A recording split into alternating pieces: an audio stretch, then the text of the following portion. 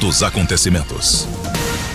O final de semana foi marcado por tragédias em Patos de Minas. 2 mulheres foram assassinadas. Em um dos casos, a vítima foi uma jovem de 22 anos, morta pelo ex-namorado. O outro homicídio foi registrado no bairro Jardim Quebec, onde uma mulher de 54 anos foi morta pelo vizinho. Nós estamos ao vivo com o delegado de crimes contra a vida, Luiz Mauro Sampaio, para falar sobre o trabalho de investigação da Polícia Civil.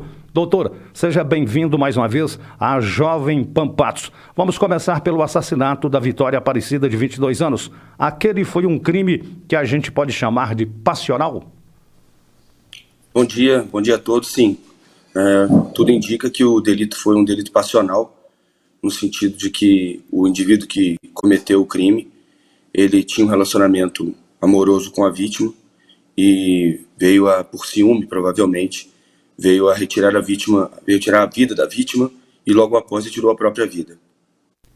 Doutor, bom dia. Flávio Souza falando com o senhor. Como uma mulher deve proceder ao perceber que pode estar diante de um relacionamento abusivo, como foi o caso triste dessa jovem? A coisa mais importante que se tem é denunciar, né? A primeira denúncia que você deve fazer é para a polícia. Você não pode deixar que uma atividade abusiva ela seja realizada e você não tome nenhuma iniciativa, porque senão vai virar uma bola de neve, vira uma situação que muitas vezes não tem um retorno, como aconteceu nesse fato. É muito importante que as mulheres, todas elas, que se sintam de alguma forma aviltadas, atacadas, física ou moralmente, que elas imediatamente procurem a delegacia da mulher, né, com a presidência da doutora Tatiana, e lá busquem o auxílio necessário da Polícia Civil, no sentido de dar aí a possibilidade do afastamento desse indivíduo da sua proximidade, né, e evitar que isso aí venha a dar continuidade e que venha a cair numa situação em que não se tem retorno, cair em situações em que o sofrimento é gigantesco, como esse que aconteceram. A gente fala do crime no Quebec. Neste caso, foi um desentendimento entre vizinhos ou havia outro motivo, doutor? Nós estamos ainda em fase de apuração, né? Isso vai ser passado para a delegacia, inicialmente para a nossa delegacia, a Delegacia de Homicídios, para que a gente possa analisar o caso e aí posteriormente verificar se vai continuar na Delegacia de Homicídios ou se vai para a Delegacia de Mulheres. O autor, ele já prestou depoimento? O que ele disse ao senhor ou ele ainda não foi ouvido, doutor Luiz Mauro? Esses autores, essas pessoas foram encaminhadas à delegacia e lá vão ser ouvidos pelo delegado de plantão, que é o que tem atribuição nesse momento para fazer essa primeira análise, né? Agora precisa, posteriormente, ouvir outras pessoas e testemunhas e desde já a gente pede a toda a população, em especial essas testemunhas, compareçam à delegacia, mesmo quando não chamadas, para que a gente possa rapidamente verificar tudo o que aconteceu e colocar aí os pingos nos is e colocar aquelas pessoas que eventualmente de alguma forma auxiliaram, induziram, instigaram essas outras pessoas a cometer esses fatos. Eu falo tanto do crime no Quebec quanto o outro em que o próprio autor tirou a própria vida. Porque se houver alguém que emprestou essa arma de fogo para que ele, sabendo que ele iria fazer esse fato, essa pessoa também responde pelo crime como se tivesse praticado, só que como partícipe. Doutor Luiz Mauro, ontem houve troca de tiros no PTC, no Clube PTC, na parte da tarde entre 2 homens. O senhor já conhece a motivação dessa troca de tiros? Estamos avaliando ainda essa motivação da troca de tiros. Temos algumas informações, mas que devem ser mantidas em sigilo, considerando a necessidade da própria investigação.